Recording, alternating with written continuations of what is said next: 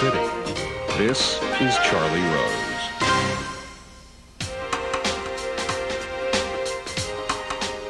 The novel Revolutionary Road by Richard Yates has long been considered his greatest work. Set in the 1950s, it is the story of Frank and April Wheeler, a married couple who has achieved the American dream but still are not happy. Playwright Tennessee Williams declared, "If more is needed to make a masterpiece of modern American fiction, I am sure I do not know what it is." Ever since the novel was published in 1961, filmmakers have tried to turn it into a movie. Joining me now, Kate Winslet and Leonardo DiCaprio. 11 years ago, they started together in James Cameron's blockbuster Titanic. That film grossed more than $1.8 billion. Since then, they have earned a combined 8 Oscar nominations. Now, these two friends reunite in Revolutionary Road. It is directed by Sam Mendes, Kate's husband, and here is the trailer from the film. You been to Paris? I've never really been anywhere. People are alive there, not like here. I'm going back the first chance I get. Frank Wheeler, I think you're the most interesting person I've ever met. What do you think? I guess I kind of like it. Won't you miss the city? Nothing's permanent, right? Right.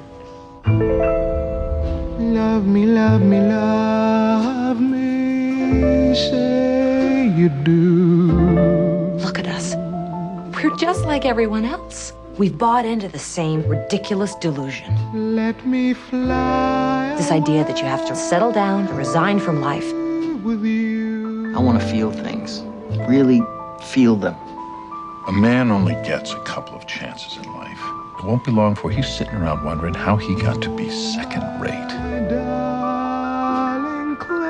We can't go on pretending that this is the life we wanted. I support you, don't I? I work 10 hours a day at a job I can't stand.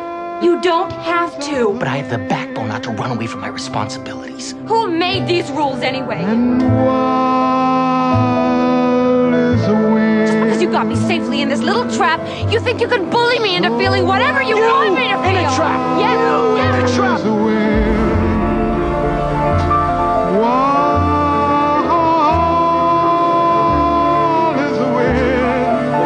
We can be happy here. I can make you happy here. We're gonna be okay. I hope so. I really hope so. I am pleased to have Leonardo DiCaprio and Kate Winslet back at this table. Welcome. Thank you, sir, for having Nice us. to see Thank you sir. very much. Why did it take 11 years for you two to get back together? Well, we hated each other so much in the beginning. It was hard to that overcome the we simply hate. had to run away. No, I think a combination of reasons, really. We had lots of conversations about the possibility of working together again, and I think we both just felt that thing hadn't really come along. But we also knew that whatever it was, whatever that piece of material might be, it had to be completely different to Titanic. And it took 11 years, I think, just to both feel the same way about a piece of material, to both react to it in a very emotional way, and to feel that we could use the history that we have together and the trust and the friendship that we've developed over the years, and really have that play a large part in our portrayal of Frank and April Wheeler. And, So when you saw the certainly script, you knew helped. it was right. I really did. I really did. You know, I read the script and was just blown away by the fact that it hadn't been turned into a movie already, number one, but secondly, the power of the story, the clarity of every single character in this piece. It's so solid. The dialogue was absolutely brilliant, and you know, and quietly inside myself, I did think, okay, maybe Leo and I could do this together, and then my next thought was, wow, I wonder if Sam would direct it, and I still am kind of really blown away by the fact that it all came together like this. You need to watch out for what you wish for. Maybe I do. Yeah. And you saw this and said, here it is. Or convince me. Well, I had met with Sam initially about the project, but this was really something that Kate had been shepherding for a long time and really kept her eye on for a long period of time. You know, it wasn't a very successful novel when it came out, and I think the people who had the rights really wanted to get the proper people involved to make that sort of transition into cinema a good one, because it could have been butchered.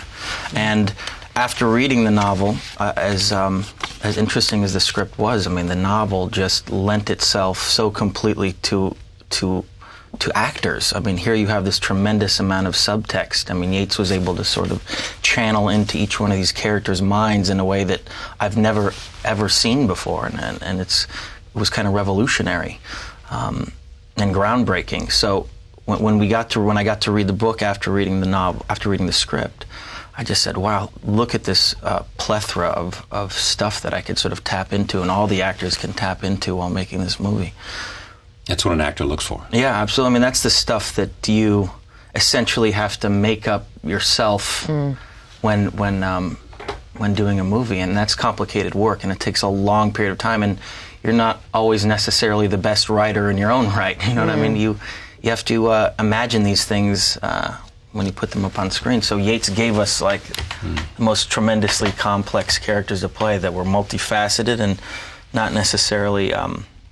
You know, the sympathy switches from each character to the next. You never know sort of who to relay, you know, put your trust into, and that's disconcerting, and makes the whole project very interesting. Just the trailer gives you some sense of the universality of what they are talking about. I mean, the notion of everybody going through a life of asking about, is this what it's all about? Is this what I expected? You know, and how do you deal with either the sense of fulfillment or the sense of disappointment? Yeah, it's really interesting, actually, now that we're in this position now where we get to talk about this film and the experience of making it, but also the story and what it means to people, and this chord that it's striking with people. You know, it is set in the 50s, but it really does have this sort of universal theme that translates to any period of time. You know, any kind of lives. Any kind of life, absolutely. You know,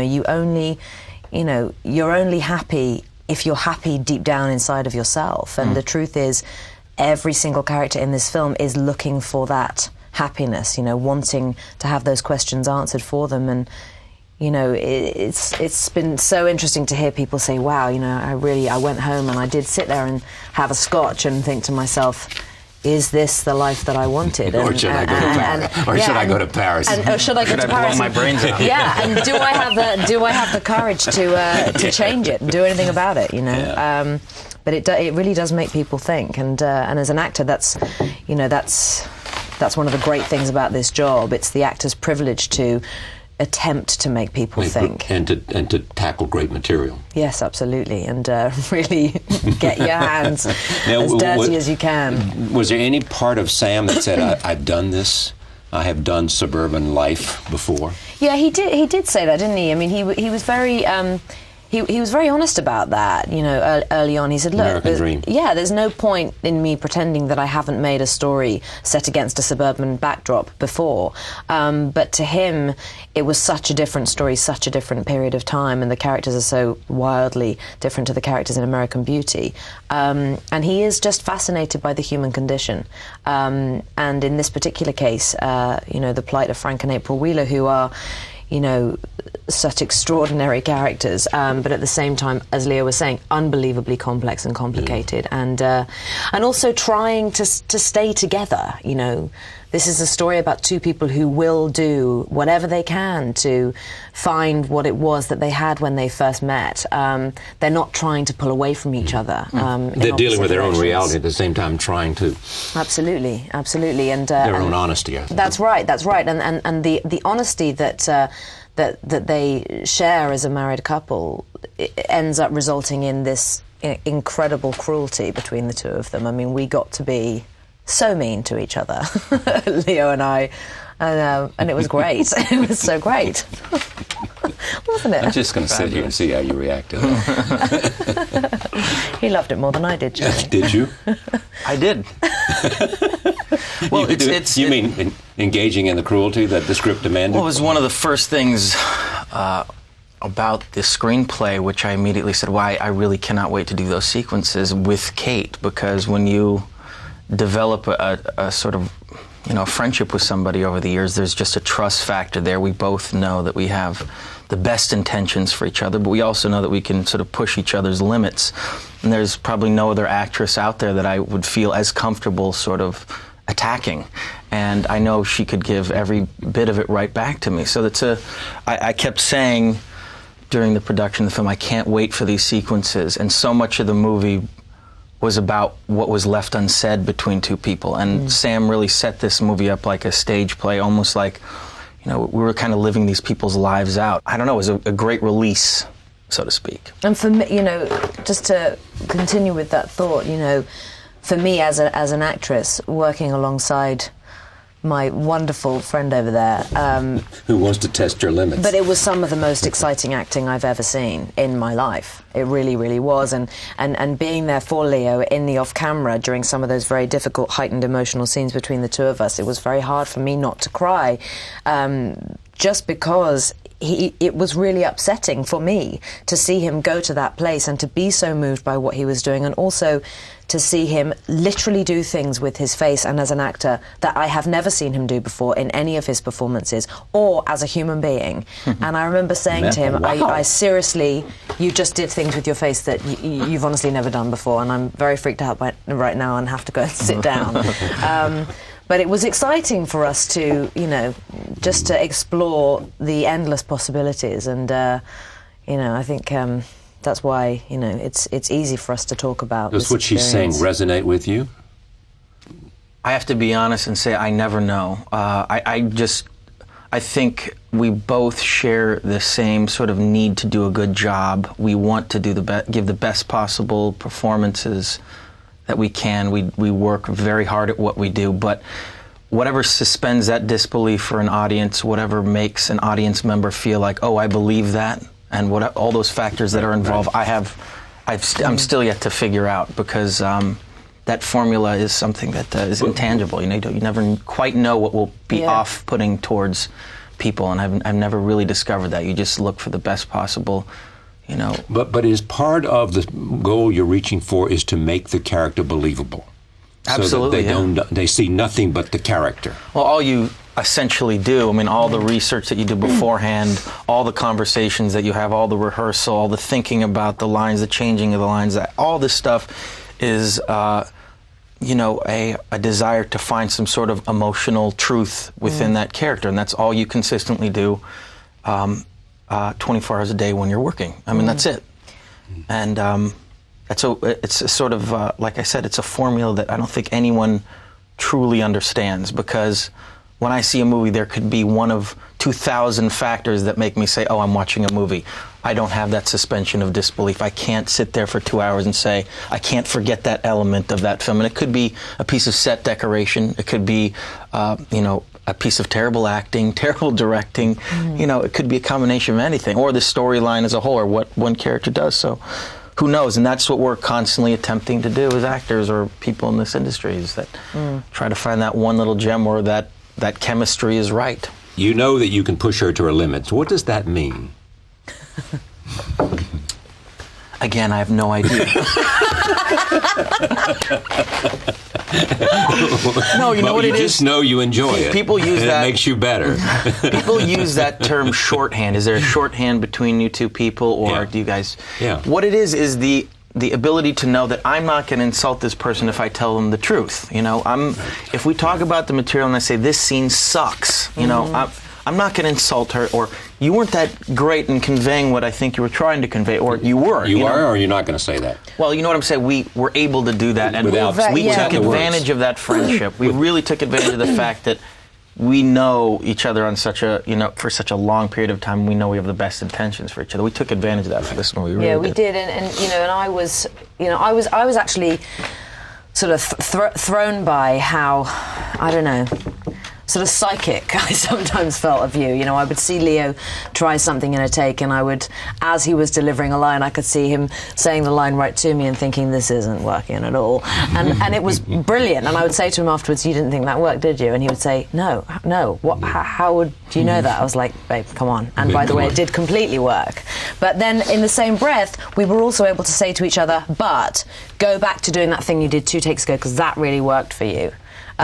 But we don't have, just to go back to what Leo was saying, you know, I don't think either of us particularly have a very powerful radar of whether what we're doing is good or very good, as you were saying. You know, it's about being real and more real, you know, and sometimes you can have a sense of, yes, God, my God, I don't know who I am in this moment because something happened to me just then, but you don't know if it's good, bad or ugly. I mean, you honestly don't. And there were times when you'd be doing a take and you'd stop in the middle and go, no, let me start again. And I would say, what are you talking about? Just don't cut, don't keep going. And you would do the same thing with me. And as Leo said, we were able to rely on each other and trust each other's judgment in those moments when we sometimes didn't know whether what we were doing was good or bad. It's just great to have somebody after you do a take to say, how was that? Was that crap? Do I really suck? I suck, right? I really suck. No, you don't. You're okay. You know, and you could only do this between the two of you because there's a relationship, there's an experience, there is a respect, and therefore you are more likely to be willing to fly without a net.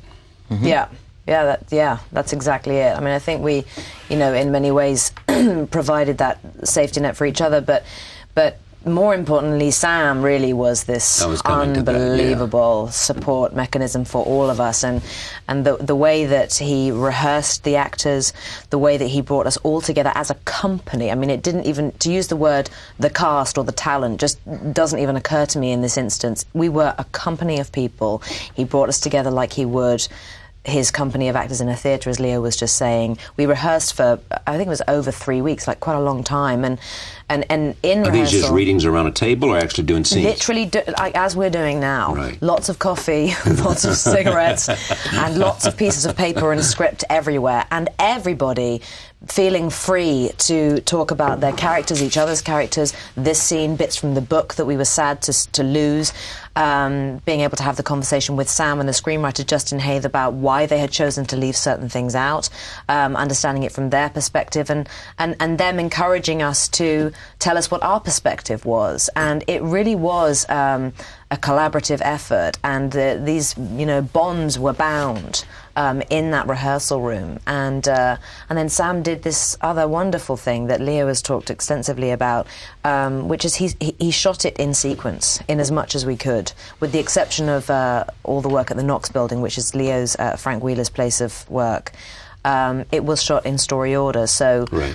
You know, by the time we got to those big, difficult scenes at the end, we were so ready to go, and that was intentional on Sam's part. Would you do more of that if you could? Have them shoot it in sequence? Oh, it's tremendously helpful. Yeah, it really is, because there's always that that unknown period as an actor when you're entering, you know, these film roles where you have so many questions that are yet to be answered, and to live, you know, out a sort of microcosm of their life in sequential order. All these questions sort of become answered as you're trying to portray this person's life. And I mean, I think it would have been a terrible disservice, certainly in this movie, to do any of these end sequences, any of them, towards the beginning of the film, because we just didn't have a deep understanding of who these people were yet. I mean, there's only so much you can obtain from the book or the screenplay, but to experience it, to live it out, is a necessity, and that comes all from, you know, Sam Mendes' theater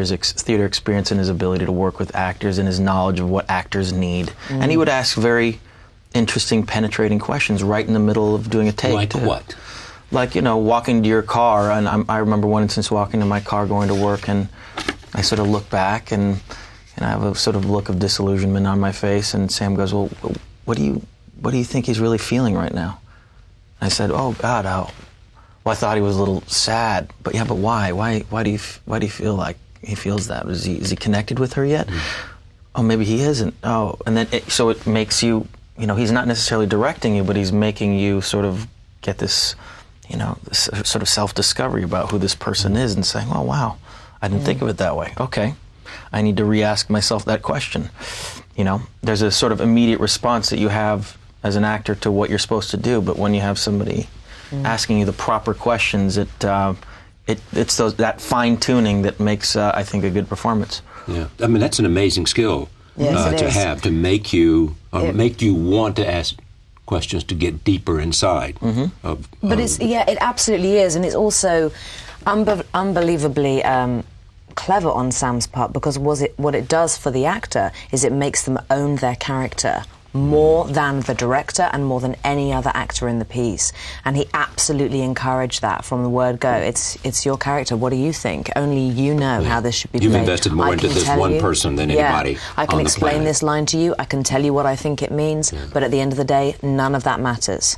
You know. Only you know. You go. And it also gives you a huge amount of confidence as an actor too. You know, at the end of the day, you know, actors are very strange human beings. We're extremely pathetic and very needy. What are you talking about? It's true. Yeah. Wait, stop. Stop.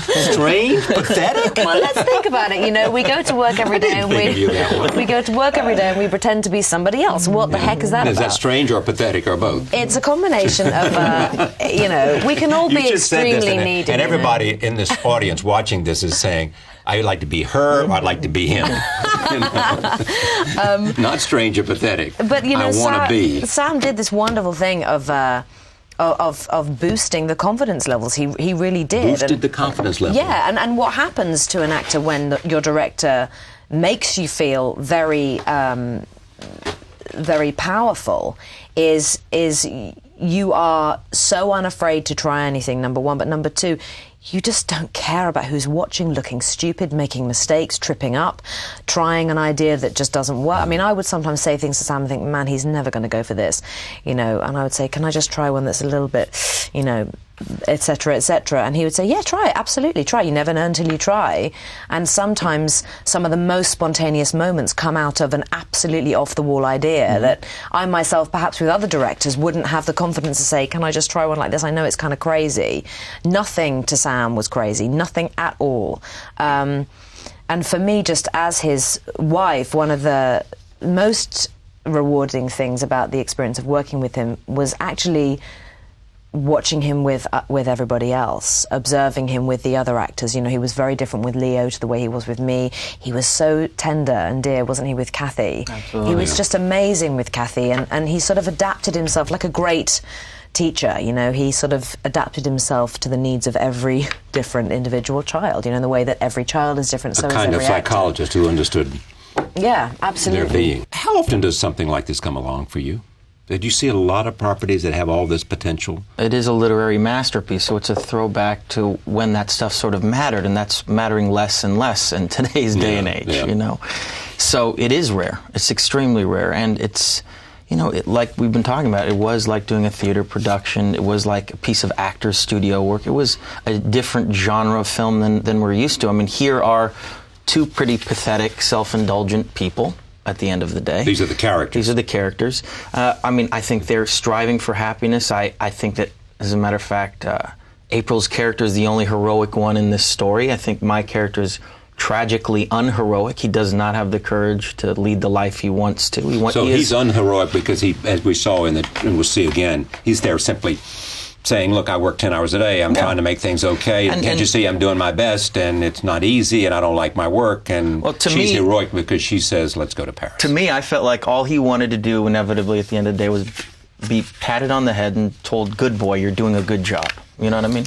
Like any man would, you're providing for your family and your children, and you're doing a good job, and I love you for that. That's all Frank really wanted at the end of the day, but he didn't have the courage to do anything more. He was his father's son. He worked at the same job. He was unhappy probably with his life and his existence there, but didn't have the courage to take that, have that one chance to correct that. And she did. She was willing to sacrifice everything. And that, to me, about the character was what I found the most intriguing and the most fun. I mean, if you were... About your character? About my character. Yeah.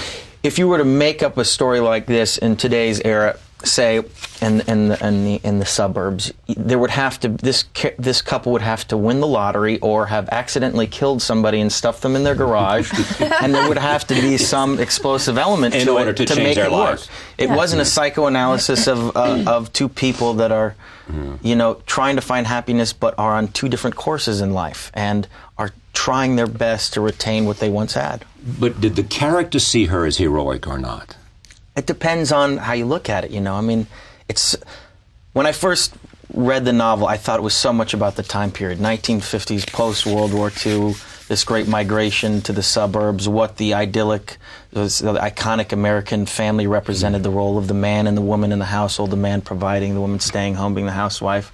This is the beginning of, like, you know, prescription medication that women were taking, wife swapping, drinking, all this stuff, and it was from the confines of the suburbs. I thought that was the main theme. All that, when we did the movie, systematically got stripped away. I mean, it became more and more about two people alone in a room trying to figure their life out and desperately understanding that it's not working. And that to me, at the core is what, like Kate was saying, made this novel so timeless and such a literary masterpiece, because you can read it now and, you know, and have a deep emotional connection to all these characters, and there's no one clear-cut, you know, person that you have sympathy with, right? I mean, it shifts. Absolutely. I was very struck by, in the screenplay, that Justin Hayes, you know, this is the other thing. Justin Hayes is a young man. He's like our age. I mean, he's 34. I think he's the same age as you. And somehow he understood this material so intrinsically. And he did this wonderful thing rhythmically with the screenplay of, you never feel as though you're supposed to be focusing on any one character. You feel as an audience member that you're absolutely allowed to sympathize with both of them simultaneously and at different times too. So in one scene you can be thinking, oh my God, you know, poor April, all she wants is possibility in life. She wants something to hope for. And there's her husband having an affair with this young secretary, and, you know, and she can't see it. She's blind to all of this stuff. And then in the next moment you think, oh my gosh, poor Frank, you know, here's April saying, you know, you're not a man unless you're not a man. Look at you and tell me how you can call yourself a man. And it's this sort of push me pull you feeling that it swings and roundabouts throughout the movie, and that makes the characters, I think, all the more compelling and dynamic and ultimately engaging. Did you see her as heroic? I did, yeah. I absolutely did. You know, they both of these characters are an incredible combination of both strength and weakness. I think that Frank is weaker than April, and we've talked about this a lot. April is ultimately the victim of her own strength. Because she has more courage and she's more willing to change. It's to do with courage, absolutely, and it's to do with not only a willingness to change, but a desperation for change. You know, she has no possibility for change or hope or unpredictability in her life, you know. This was not the life that she wanted, and she says it to Frank, we can't go on pretending that this is the life we wanted. Roll tape, here's a scene. Is this you? Yeah. You been to Paris? I've never really been anywhere. Well, maybe I'll take you with me then, huh? I'm going back the first chance I get, I tell you. People are alive there, not like here.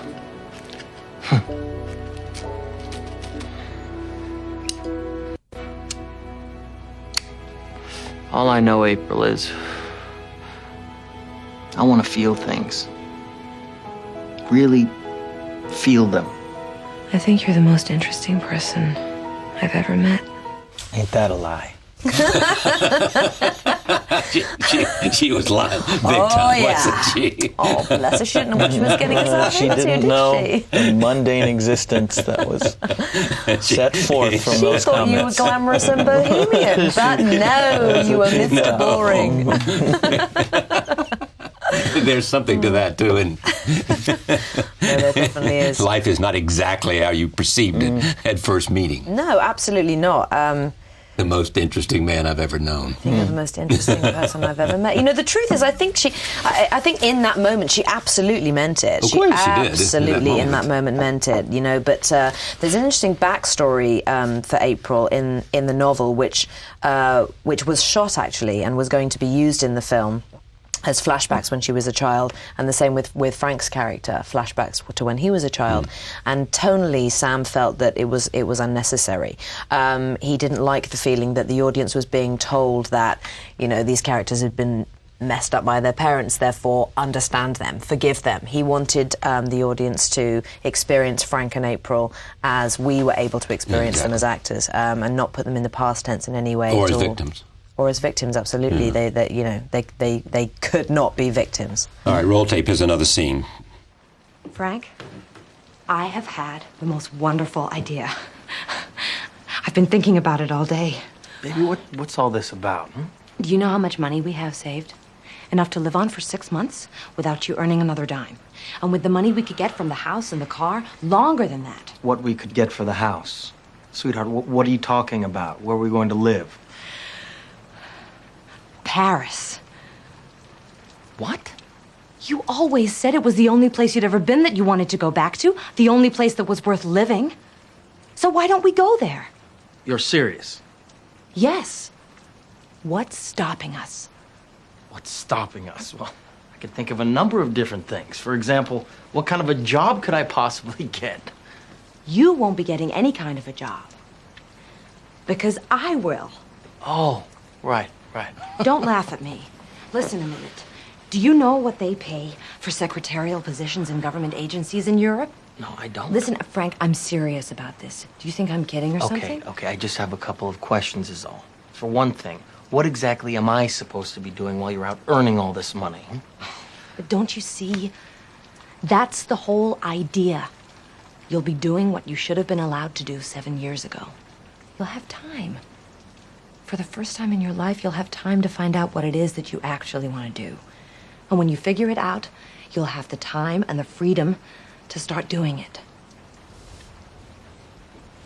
So what's happened between the first scene we saw and the second scene?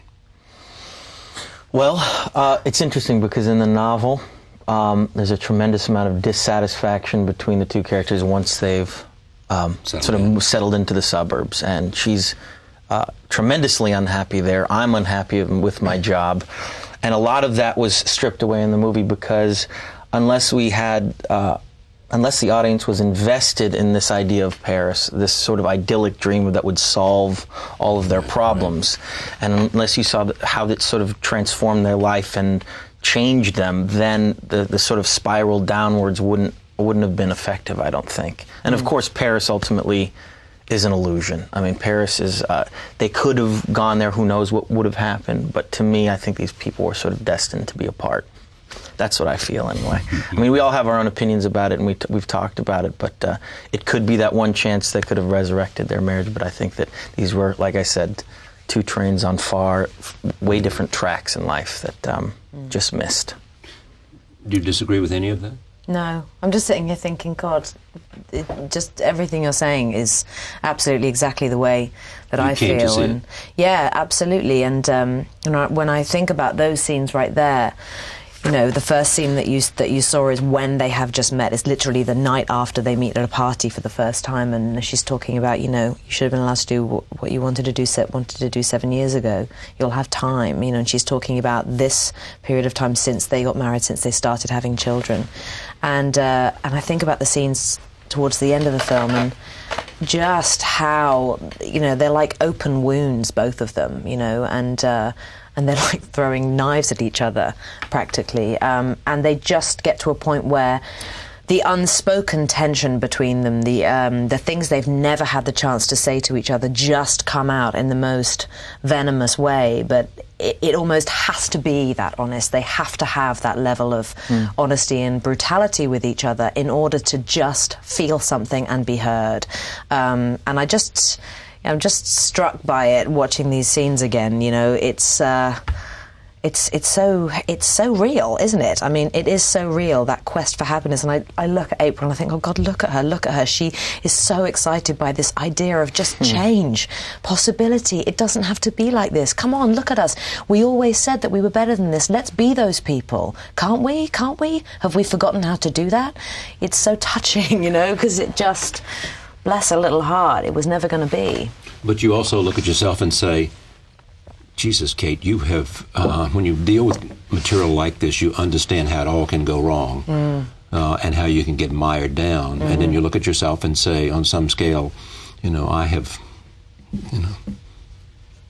touched all the right places, well, so you to can speak. I mean, you know, in terms of Sam, in terms of career, in terms of people you work with, in terms of life being some of what you wanted, or did you want something very differently?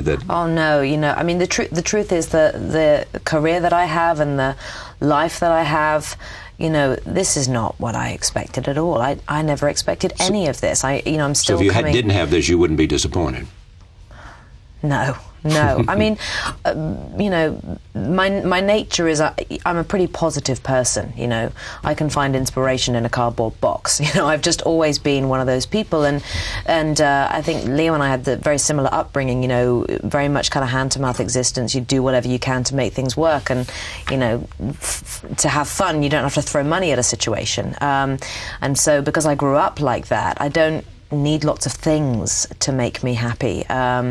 And I just am unbelievably blessed to know myself, you know, and the person that I'm married to, you know, just that feeling of to be known. It's so incredible to be known by that person, and the peace of mind that gives you, and the happiness to have a that comes partner out of it. To have a husband, to have someone that really gets you. Yeah, absolutely, yeah. I have to let you go. As you go, we'll show one more scene, and then Leo's going to stay with me and finish out this hour for this program. You have another premiere of another movie. Okay. It's weird. So I say goodbye. Thank you so much. Thank you very much indeed. Oh my God, their faces. Oh God. Oh, God. You know what this is like, April? Honestly, just talking like this, the whole idea of going off to Europe this way.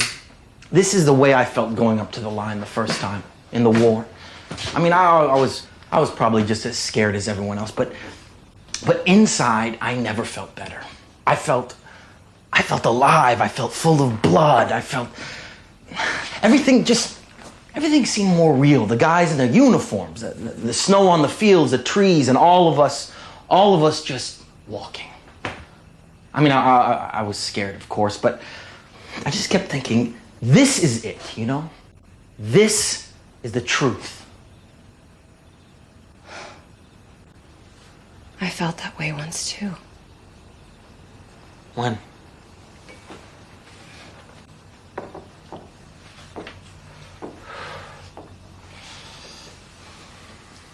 The first time you made love to me.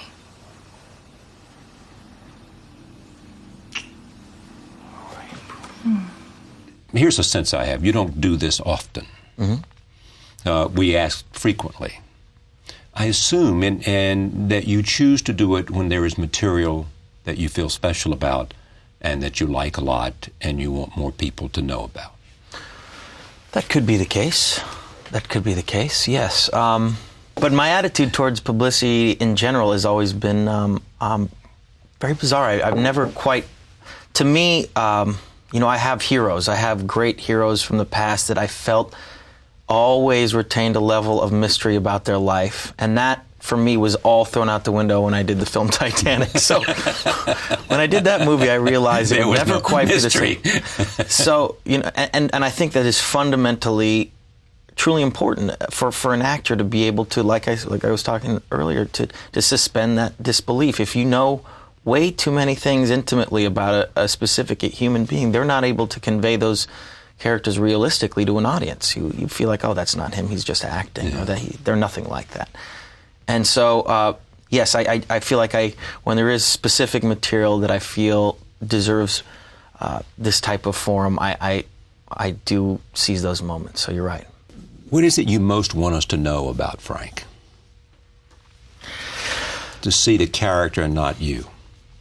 Well, I can tell you what I love about him, and what I love about Frank is so often in this industry, like I was saying earlier, you're given characters that have some heroic element to them, something that defies the odds, and this is somebody that is, like I said, a product of their environment and just is a simple man. You know what I mean? He's a simple man who wants a simple life at the end of the day and wants to be told that he's a good husband. And I found it immediately. I related to him immediately. I really did. I related to his angst immediately. I mean, it's hard for me to identify more with the characters that do defy the odds, the heroic people that risk their life time and time again with some, in some vigilant pursuit of justice. This is a man that is just trying to make things work. And why is it harder and harder to identify with the heroics? Because you what?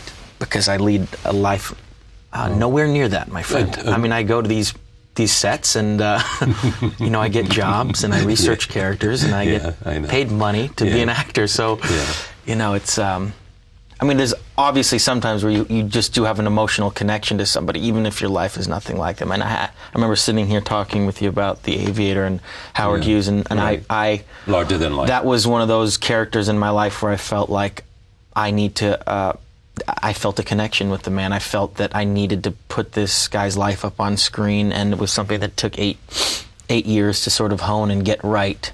And but those things come few and far between, and they're less and less. Those possibilities are less and less, I think, in today's age of cinema. I really, it's hard to make movies like that. It really is. Well, then that sort of relates to my question about how often you see material like this. Not often. Not often. Not often at all. And I think there's going to be a wider gap between the sort of independent genre of filmmaking and the big budget sort of spectacle movies, and the movies that are a hybrid of those two things that have, real powerful emotional or deep content in them that are also have some scope are going to kind of dissolve away. I see that happening more and more in the industry. It's either like this is a regurgitation of films you've seen 1,000 times that work and are, sound for the studios, and this is what we're making. Or you could take a chance and do a really low budget, small movie and see how it turns out. I feel so like that's the gap between either take a small budget film and see how it turns out, or less some and less spectacular, yeah. but nowhere in between in which you are enhancing those types of movies capacity to tell a story that's worth telling. Those types of movies are becoming few and far between, yes. Is it possible that you could take more risk in whatever way, back to even Frank's character, to see that you, because of whatever leverage and resource you have, to make those kind of movies? That's what I'm trying to do. You are. I'm trying my best. And how do you try to do it? How do I try to do it? I mean, looking for property, looking for... Everything at the end of the day when you're making a movie starts with the material and how well written the script is. I've never seen a silk purse made from a sow's ear. I've never seen it happen wherein a crap script with crap characters, a director somehow found a way to make a masterpiece out of it. And that's the constant struggle that we all sort of have as actors, is finding those gems, and that's why people grab onto them like vultures. When you find a great piece of material or a great script, it's like, you should see what happens. It's like a piranha feeding fest. Everyone wants it. Why then did it take 11 years to make this movie? It wasn't a huge, although this was a cult novel and way ahead of its time, it wasn't one of those bestsellers. It was kind of those things, and a small group of people knew how special this novel was, and thank God the people that were involved in owning material waited. Okay, but just help me understand how many of those in which, if the world or if smart people like you knew about, would be like piranhas trying to get to it. Are there 4 or 5 pieces out there like that? Do you have them? I'm looking for one right now, my friend. Looking for one? Actively looking for a good piece of material. Interesting. Yeah. With all that you have, in a sense of clout, you're looking for an interesting piece of material. Absolutely. Absolutely. And so I think a lot of people will tell you the same thing. I'm sure they would. They do. It's very difficult. I could go on and on about it, but it's just the simple truth. Look at how many films have been done. Look at how many subjects have been taken on. Hopefully, as we progress into the future, we'll see cinema sort of take different turns, and I'm curious to see where it goes. But, it's up to these sort of revolutionary new filmmakers and people coming up with new concepts and ideas, and that's what we're constantly waiting for. But also, it is a business at the end of the day, and studios will not finance certain projects. They'll take low risk with low budget films and say, okay, this is a dark piece of material that not many people will go see. Here's a few $1 million, go make that. We know that the ceiling it can reach is 30 million, 40 million. But maybe it'll get an Oscar buzz and more people will see it. Maybe we'll make some money, it'll have a little prestige. But I just feel like I've seen less and less of those sort of bigger budget films that actually have a tremendous amount of depth dissipate. That's what I've seen anyway. Has acting turned out to be all that you wanted it to be? It's incredible. It's incredible. I never knew that I could do it as a career. I never knew. It was the first memory that I had. It's the first thing I can think of is saying, I want to be an actor to my parents. And if I hadn't lived in Los Angeles and been in such close proximity to sort of the mecca of movie making.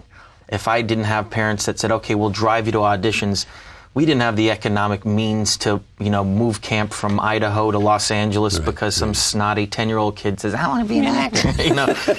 We did it, and after school I got to go on auditions, but it was always, and I've said this before, it felt like an elite group of people, and it felt like I would never belong to them.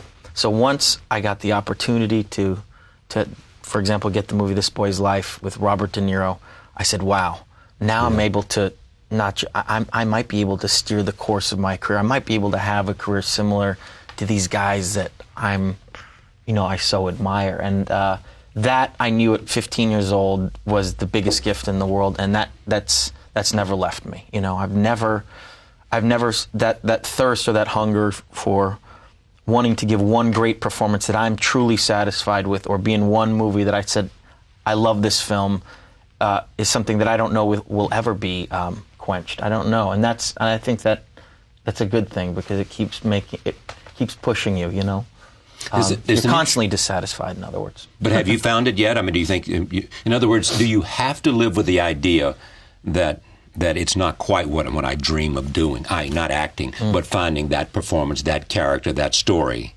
It's only in other words, you won't keep reaching for it if you think you found it. Well, it's only in hindsight, really. I mean, you can't really appreciate anything you've ever done or any movie you've ever been in, for me, for minimum 5 years, because you're so attached to what it was like making the movie that you can't look at it from a from a different perspective. So I don't know. I don't know, but I do know that I still have that desire to make great movies. What's interesting, there's a book out by Malcolm Gladwell, which is called Outliers. And really is the story of looking at success and performance and talent, people who've achieved something special. And it looks at the Beatles in terms of the phenomenon that they had being able to go somewhere and really have a chance to play for a long time. The idea also is that 10,000 people who become the best at something spend 10,000 hours practicing doing it. But it's about also the very point you said. You are sitting here because you had parents who lived in L.A., who were willing to make some sacrifice, who cared about you having a chance to pursue your dreams. But if you had grown up somewhere else with a different kind of parents, you might not be sitting here as Leo DiCaprio, one of the world's best-known actors. And that, in a combination with the fact that you have that one lucky moment.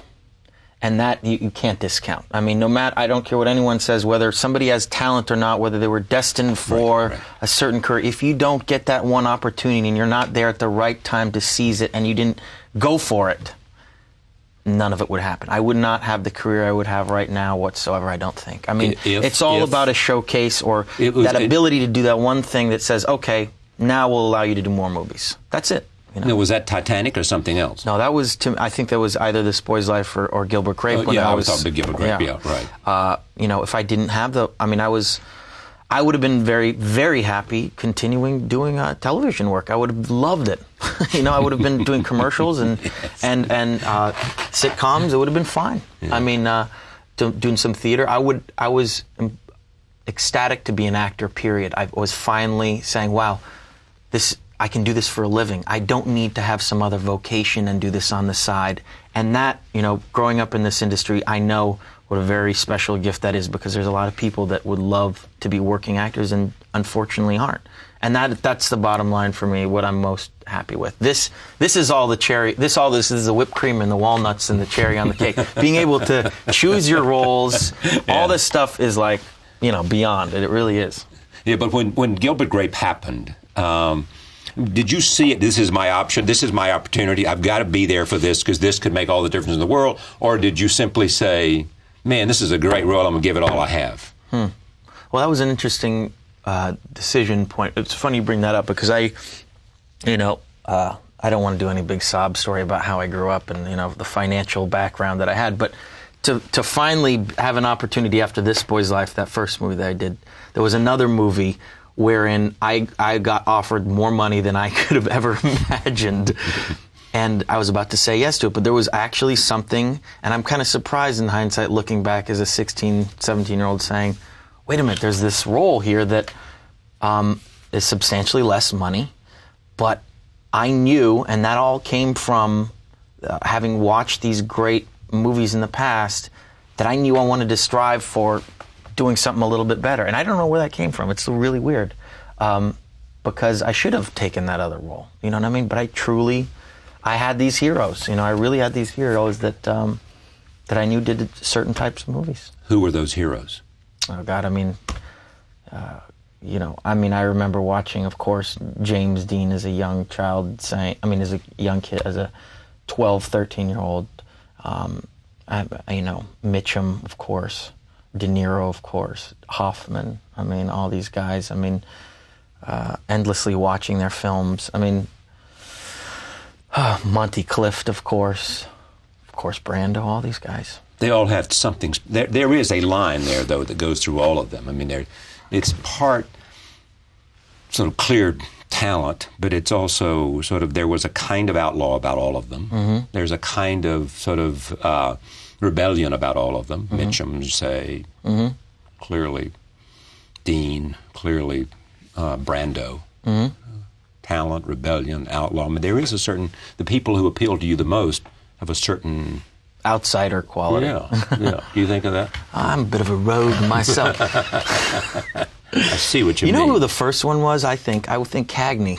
Yeah. I think really Cagney. I remember watching Public Enemy with Scorsese, actually. He was screening it for one of the films that we did, and I said, wow, I mean, even predating Brando, this was a guy that came on screen and just, threw all the rules out the window. I mean, Public Enemy was unbelievable. I mean, he just lit up the screen, and he was violent, terrifying, he was scary, and he was, I think, the first in that lineage of that sort of actor studio, even predating Brando, I think. I don't know why I brought that up, but I forgot to mention him because he was out of the list. Yeah. Here's what's interesting, and I'll close with this. It is this notion, you mentioned Marty, and showing films, and the idea. One of the things that I hope to do here, and he and I have talked about this, is to make more people beneficiary of this man's passion for movies and what he can show you and believes in. So I have that same passion because I have never, ever, no film historian, no one that works at any museum, no cinema, genius that I ever have met that compares passion-wise and knowledge-wise to Martin Scorsese. I mean, the man is, I don't want to use the word obsessed, but he's consumed and lives and breathes cinema every day of his life, and everything is in his life is a reference to film. I mean, he looks at life and through different eyes. I mean, he's emotionally connected to movies. Now, it all comes from his childhood, of course, but when because of asthma or something, he had to sit in the theater and watch movies was his way of. I mean, it is infused in his DNA, unlike anyone I have ever met. So I agree with you on that. I think they're, and he has. I mean, he's done some pretty fantastic documentaries. His journey through Italian cinema, his journey through cinema, and he's done that. So it's about people, I think, reaching out and trying to tap into that knowledge because it's pretty extensive. He's offered it. Thank you for coming. Thank you, sir. Great to see you. Great to see you. Thank you. Thank Leonardo DiCaprio. The film opens December 26th, the day after Christmas. Thank you for joining us. See you next time.